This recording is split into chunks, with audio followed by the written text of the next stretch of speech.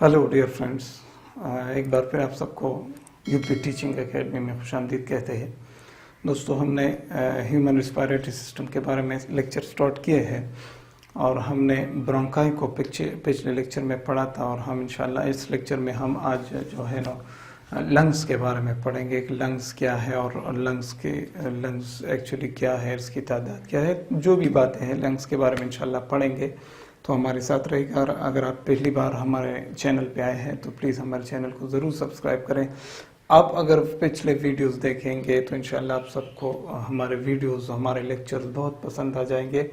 और मेरा ये आपसे वादा है, जब भी आप मेरा एक भी लेक्चर देखेंगे तो आपको इंशाल्लाह जिस टॉपिक के बारे में मैंने लेक्चर की है वो आपके जहन में डायरेक्टली बैठ जाएगी और आपके लिए इतना स्ट्रगल करने की भी कोई ज़रूरत नहीं होगी एग्ज़ाम को पास करने के लिए। तो आप एक बार हमारे वीडियोस को ज़रूर देखिए और अगर वीडियोस पसंद आते हैं तो प्लीज़ हमारे वीडियोस को अपने दोस्तों के साथ ज़रूर शेयर कीजिए। ठीक है, चलिए स्टार्ट करते हैं अपने लेक्चर्स को। लंग्स को डिस्कस करते हैं। लंग्स जिन्हें हम मेडिकल लैंग्वेज में प्लूरा कहते हैं। क्या कहते हैं? प्लूरा। ठीक है, सो लंग्स क्या है दोस्तों? मैं डिफिनेशन करता हूं फिर आपको समझाता हूं। Lungs are homeostatic organs. क्या है? होम्योस्टैटिक ऑर्गन्स है। अब इस बात को मैं आपको समझाऊंगा। Lungs are homeostatic organs which help in homeostasis of gases. Homeostasis of gases. ठीक है दोस्तों, ये हो गई इसकी डेफिनेशन। एक और डेफिनेशन भी यही इसी तरह है कि homeostatic organs, lungs are homeostatic organs which perform, क्या करती है? which perform gaseous exchange। ठीक है, या which helps in gaseous exchange। तो ये जो दोनों डिफिनेशंस हैं ये लंग्स के बारे में। अब इन डिफिनेशंस को समझना है, ये नहीं कि रटा मारो और आगे जाओ। नो, इनको समझो। समझने की इसमें क्या बात है? दो बातें। होम्योस्टैटिक ऑर्गन्स है, होम्योस्टैटिस ऑफ गैसेस करता है। या इस डिफिनेशन को अगर हम देखें, they are homeostatic organs which perform gaseous exchange.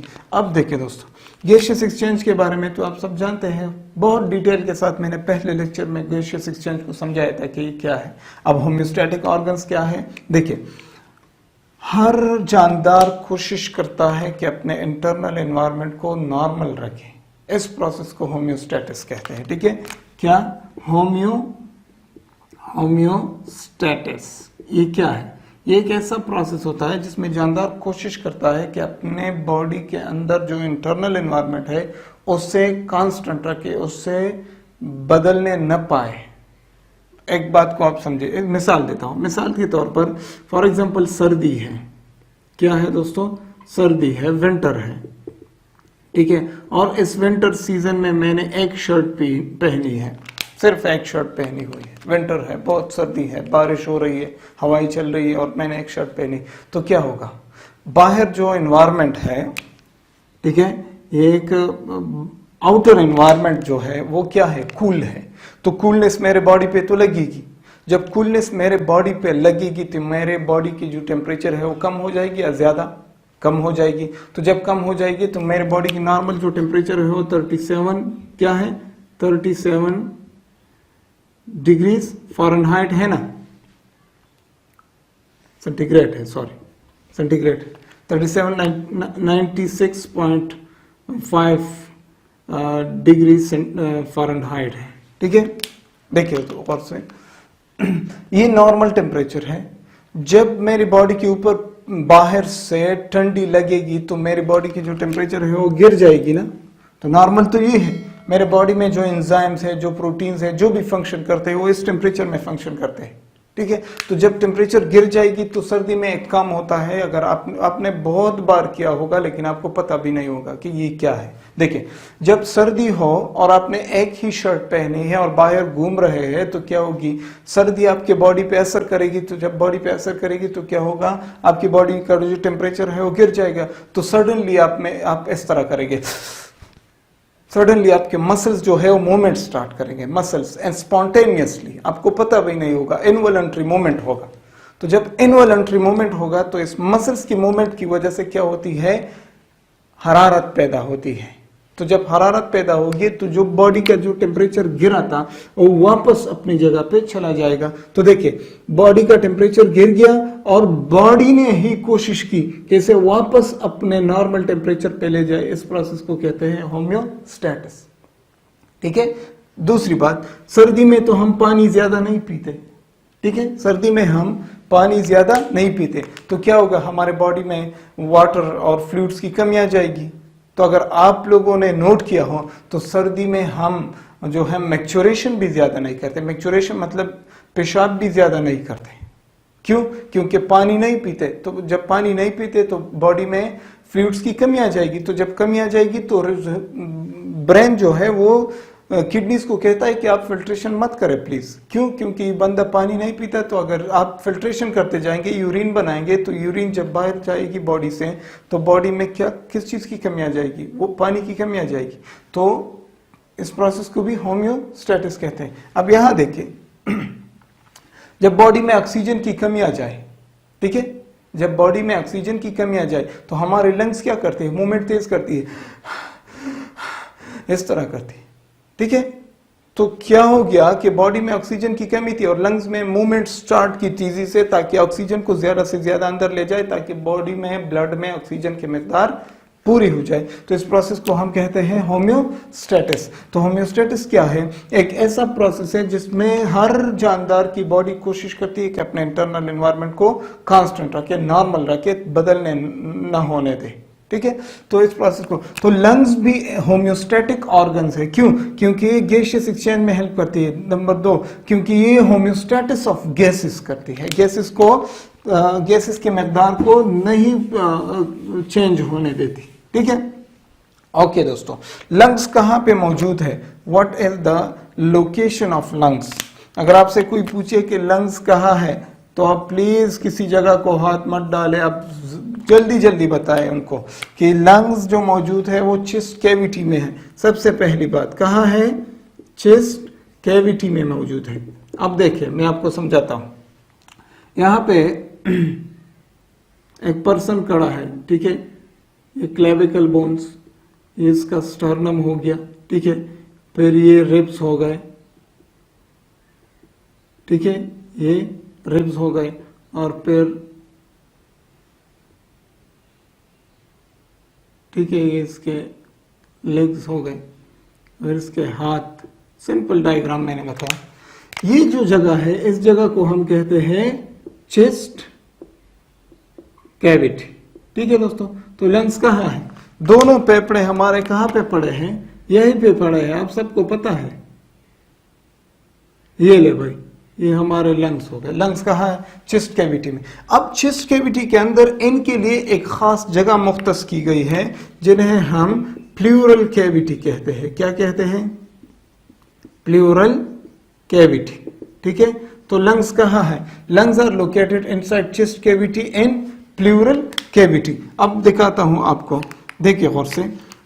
Chest cavity के अंदर दो कैविटीज, फर्दर दो कैविटीज है, pleural cavity and pericardial cavity. Pericardial cavity में दिल पड़ा है, हार्ट मौजूद है, और प्लूरल कैविटी में क्या है, प्लूरा है, लंग्स है। देखिए इस तरह दो मेम्ब्रेन से बनी हुई एक कैविटी होती है, इस तरह से। और से देखिए, ये इसका आउटर मेम्ब्रेन, ठीक है दोस्तों, ये इसका इनर मेम्ब्रेन शुरू हो गया इस तरह से,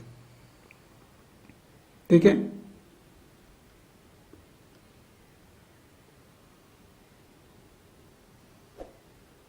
इस तरह, ठीक है।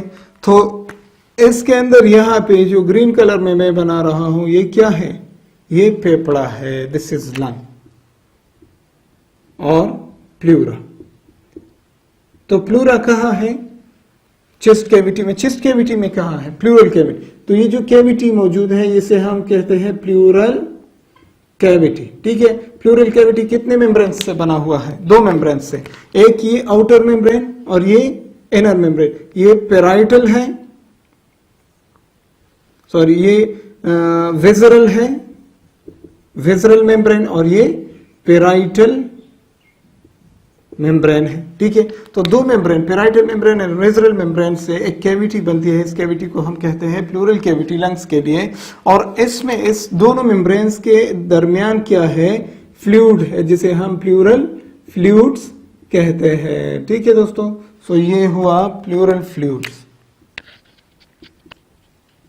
प्लूरल फ्लूइड्स हो गए। ठीक है, और ये प्लूरल फ्लूइड्स का फंक्शन क्या है? देखिए, जब हम सांस लेते हैं तो हमारे लंग्स जो है वो एक्सपेंड होते हैं। तो एक्सपेंड होते हैं तो ये जो फ्लूइड्स है ये इनको एक्सपेंशन में मदद देती है, इनमें फ्रिक्शन को कम कर देती है। ठीक है, तो लंग्स बासानी एक्सपेंड होते हैं और फिर जब हवा बाहर आ जाती है तो फिर कोलैप्स हो जाती है, लंग्स फिर कोलैप्स हो जाती है, तो आसानी से कोलैप्स होती है। तो क्या है दोस्तों, गौर से देखें, लंग्स कहाँ है? Lungs are located inside the pleural cavity in chest cavity. ठीक है, प्लूरल कैविटी का स्ट्रक्चर क्या है? आसान अल्फाज में मैंने आपको समझाया कि प्लूरल कैविटी के 2 मेम्ब्रेन्स हैं, एक पेराइटल मेम्ब्रेन जो कि आउटर है, एक विसरल जो कि इनसाइड है, और इन दोनों मेम्ब्रेन्स के दरमियान खाली जगह है, और उस खाली जगह में प्लूरल फ्लूइड्स मौजूद है। और इस बड़े कैविटी में क्या मौजूद है? फेफड़ा मौजूद है या लंग मौजूद है। ठीक है दोस्तों, मेरे पास मॉडल भी है, मैं आपको समझा दूंगा। लंग्स के जो शेप है वो क्या है? Which kind of shape does the lungs have? Lungs have conical shape. Conical in shape. Lungs are conical in shape. इस तरह है, एक टिप होता है इसका और एक बेस होता है। तो ये एपेक्स है इसका और ये इसका बेस है। तो जिन चीजों की ये दोनों है, एपेक्स और बेस है, तो वो शेप क्या होगी? कॉनिकल होगी, conical in shape. So lungs are conical in shape. Lungs के जो वेट है वो क्या है? वजन क्या है? अगर आपसे कोई पूछे कि आपके फेफड़े का वजन क्या है, तो आपने डायरेक्ट नहीं बताना, आपने पूछना है राइट फेफड़े का कि लेफ्ट फेफड़े का, क्योंकि राइट का जो वजन है, राइट का वो 700 ग्राम है, लेफ्ट का जो वजन है वो है 600 ग्राम। ठीक है, ये इनमें डिफरेंसेस है राइट एंड लेफ्ट में। अब आगे जाते हैं, लंग्स के बारे में कुछ और बातें भी करते हैं, यहीं पे नहीं छोड़ते। लंग्स की जो वेट है वो ये है। कितने फेफड़े हैं हमारे बॉडी में? अगर आपसे कोई पूछे नंबर, इसकी नंबर क्या है, तो इसका जो टोटल नंबर है वो 2 है। Right and left, 2 lungs, right plus left 2 है। ठीक है दोस्तों, और बात अगर हम करें, इसकी लेंथ क्या है, लंबाई क्या है, फेफड़ों की लंबाई क्या है? What is the length of the lungs? तो दोस्तों, राइट लंग का जो लेंथ है वो 24 सेंटीमीटर है, लेफ्ट लंग का जो लेंथ है वो 20 सेंटीमीटर है। लेफ्ट लंग की लंबाई थोड़ी कम है। इसका कलर क्या है? लंग्स के कलर क्या है? कलर, तो लंग्स के जो कलर है वो पिंकिश है, they are pinkish in colour. देखिए, हम पॉइंट में लिखते जा रहे हैं और समझ भी रहे हैं, तो मैं इस मार्कर में थोड़ी प्रॉब्लम आ गई है तो इसको हटा देता हूं। लंग्स के कितने लूब्स हैं? लूब्स, ठीक है, तो लूब्स के बारे में अगर बात करें तो राइट लंग में 3 लूब्स हैं, लेफ्ट लंग में 2 लूब्स हैं। अभी लूब्स के बारे में मैं आपको आगे जाकर बताऊंगा कि right lung has 3 lubes, left lung has 2 lubes. Lungs में फिशर्स कितने हैं? फिशर भी मैं आपको समझा दूंगा, फिशर्स। ठीक है, तो दोस्तों, राइट लंग में 2 फिशर्स हैं, 2 फिशर्स। ये बातें अक्सर एमसीक्यूज में आती है। लेफ्ट लंग में 1 फिशर है। ठीक है, लेफ्ट लंग में कितने फिशर है? 1 फिशर। अब लंग्स के सरफेसेस कितने हैं? सरफेसेस, तो लंग्स के 2 सरफेसेस है, एक है कोस्टल और एक है मीडियल सरफेस। मैं आपको समझा दूंगा अभी। Coastal plus medial, lungs have 2 surfaces. One is coastal surface and other is medial surface. अभी डायग्राम में मैं आपको बताऊंगा, डायग्राम में नहीं, मेरे पास स्केच है। इसके पार्ट्स कितने हैं, लंग्स के कितने पार्ट्स है अगर आपसे पूछे तो दो अहम पार्ट्स है। एक लंग्स का एपेक्स है और एक है बेस, एक लंग का बेस है, ठीक है। और लंग्स की फंक्शंस क्या है, फेफड़ों का फंक्शन क्या है, व्हाट इज द फंक्शन आपके ख्याल में? It helps in homeostasis of gases and gaseous exchange में हेल्प करती है। तो it helps in control of entry of air and helps in gaseous exchange, हमारे बॉडी को गैसेस देती है। और होम्योस्टेसिस किस चीज की होम्योस्टेसिस? गैसेस की होम्योस्टेसिस। तो ये कितने बातें हो गई? The one definition, location, shape, weight, number, length हो गई इसकी, number 7 point colour, number 8 loops, number 9 fissures, number 10 surfaces, 11 parts, 12 functions. तो अगर आपको एग्जाम में शॉर्ट क्वेश्चन में आ जाए तो आप अगर इनमें से 5, 6, 7 भी लिखेंगे तो इंशाल्लाह आपकी बहुत अच्छे नंबर आएंगे। तो ये जो बातें मैंने आपको कही, ये सब बातें सिर्फ लंग्स के बारे में।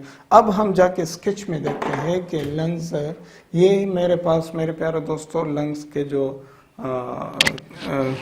मॉडल्स हैं ये है, देखिए दोस्तों। और ये हो गई हमारी लंग्स। अब लंग्स कहाँ है आप देख सकते हैं, they are located in the chest cavity inside the pleural cavity, ठीक है। देखिए गौर से, लंग्स का शेप मैंने आपको बताया कॉनिकल। देखिए एक इसका एपेक्स है और एक इसका बेस है, तो ये बेजल पार्ट है, ये एपेक्स है, तो शेप क्या हो गई? कॉनिकल। यहाँ पे मैंने बताई है कॉनिकल।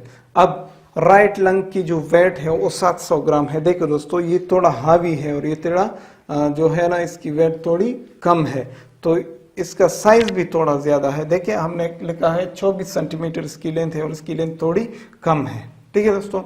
अब देखते हैं लूप्स। लूप्स क्या है? देखिए दोस्तों, अगर आप, ये तो मॉडल है, अगर आप सही पेपड़े देखेंगे तो ये जो लाइंस आपको दिख रही है, ये लाइंस आप देख रहे हैं ना, एक लाइन ये है और एक लाइन ये है, तो ये लाइन कटी होती है, तो इस कटी हुई जगह को हम कहते हैं फिशर। क्या कहते हैं? फिशर। दो लूप्स के दरमियान जो कटी हुई जगह होती है उसे हम फिशर कहते हैं। तो राइट लंग में कितने फिशर मैंने लिखा है, लूप्स कितने, फिशर्स कितने हैं राइट लंग में? 2 फिशर्स। तो देखिए, एक फिशर ये हो गया और एक फिशर ये हो गई, ठीक है। तो कितने फिशर्स? 2। और कितने लूप्स बन गए? 1, 2, 3। तो राइट लंग में कितने लूप्स? 3 लूप्स। लेफ्ट लंग में कितने फिशर है? देखिए आप, जस्ट 1 लाइन, तो कितने loops? Upper and lower, superior and inferior. तो कितने लूप्स लेफ्ट लंग में? 2 लूप्स। फिशर कितने? ओनली 1 फिशर, ठीक है।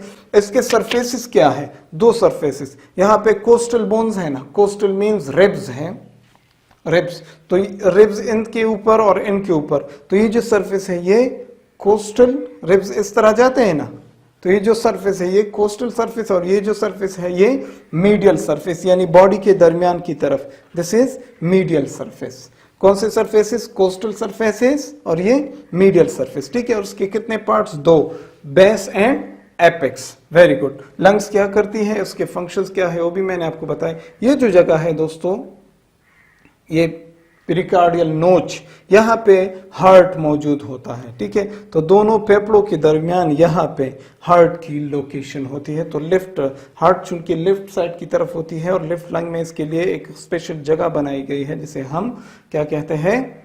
यस, पेरिकार्डियल नोच कहते हैं। अब यहाँ अगर आप देखिए दोस्तों, गौर से देखिए, तो यहाँ पे ब्रोंकाई की एंट्री होती है। देखिए आप गौर से, कितने हैं? 1, 2, 3 मैंने आपको बताया था कि right bronchus divides into 3 branches, ठीक है।